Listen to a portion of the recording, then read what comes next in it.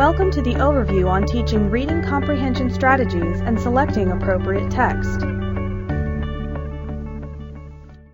When good readers approach a text, they use a number of ways of thinking about text in order to understand what they are reading. These comprehension strategies need to be taught early on so that students can grow into effective readers. Comprehension strategies are thinking tools, mental actions, or routines that are used before, during, or after reading a text. They involve deliberate effort on the part of the reader to better understand or remember what is being read. Research studies have identified 6 strategies in the primary grades that improve readers' comprehension. Activating prior knowledge, relating personal experience or predicting what will happen in a text, asking questions while reading, visualizing or painting a picture in your mind of what is being read, monitoring or checking for understanding while reading, drawing inferences, and summarizing or retelling. These strategies may be taught one at a time or in combination with one another. It may be easier to begin with single strategy instruction because it allows the teacher and students to focus on one strategy at a time. However, as additional strategies are introduced, teachers should encourage students to use all the strategies they have learned while they read. It is important that teachers explain how and why these strategies relate to better reading. Filling out worksheets or practicing strategies outside of the context of reading will not improve comprehension. Students should have the opportunities to practice them while reading with peers, with teachers, and independently. Teaching students to use multiple reading strategies may require additional professional development, but it can be quite effective in improving reading comprehension.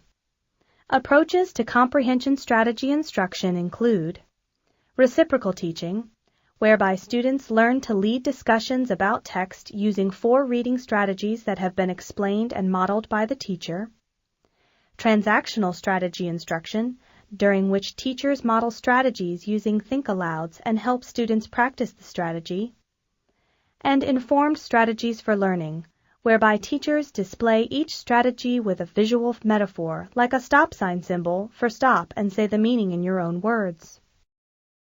Because the use of strategies may not come naturally to young readers, they should be taught through a gradual release of responsibility. This means that the teacher initially takes on responsibility for explaining and modeling how to use the strategy. Over time, the teacher supports students as they practice in whole and small group settings. Ultimately, the teacher releases the responsibility for using strategies to the students, who are able to use them on their own. Adapting strategy instruction to individual student needs may be a challenge.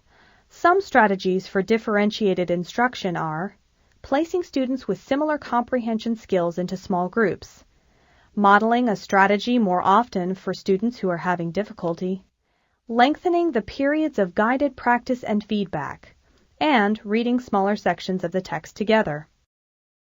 The choice of text can make or break the success of a reading lesson. Because students have such different needs, there is no such thing as one size fits all when selecting a text for teaching reading comprehension. Teachers should introduce students to a variety of texts that are rich in ideas and information, have a level of difficulty appropriate to the student's word reading and comprehension skills, and support the purpose of the lesson. Many resources are available to teachers as they search for high-quality texts, such as lists of Children's Book Award winners. Teachers should use both narrative and informational texts to teach reading comprehension because they require different reading skills. Here are some things to consider when choosing texts. Does the text have rich content? Does the text have strong organization? Is there variation and richness in word choice and sentence structure? Ultimately, a chosen text should support the purpose of the lesson. When introducing students to a strategy, such as summarizing, select a text in which that strategy is easily applied. Later, as students become more skilled in a particular strategy, present them with a text that is more challenging. When doing a think aloud, use a text that is just above the student's reading level.